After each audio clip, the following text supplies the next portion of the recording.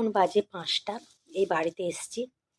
আর আজকে বৃহস্পতিবার, আজকে ক্যাম্প ছিল।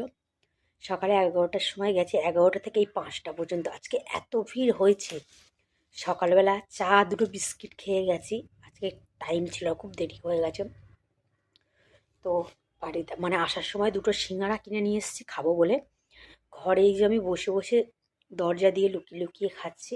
কেননা সিঙ্গাড়া খেলেই না আমার মাথাটা যন্ত্রণা করে, কেন আমি সত্যিই জানি না। তো আজকে না মানে কি খাবো। আর আজকে বৃহস্পতিবার, আর আমার না নিরামিষ খেতে একদম ভালো লাগে না, বিশ্বাস করো। আজকে সকালবেলা রান্না করে গেছি, সয়াবিনের তরকারি করেছি, ডাল করেছি, বিট আলু বিনস একরকম ভাজা করে দিয়ে গেছি।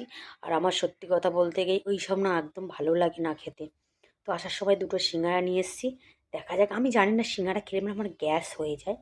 তো বাড়িতে এসে আমি একটু জল খেয়ে নিয়েছি, জল খেয়ে নিয়ে আমি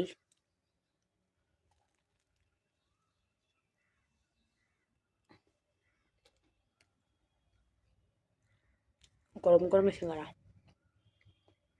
চোখ লাল হয়ে গেছে।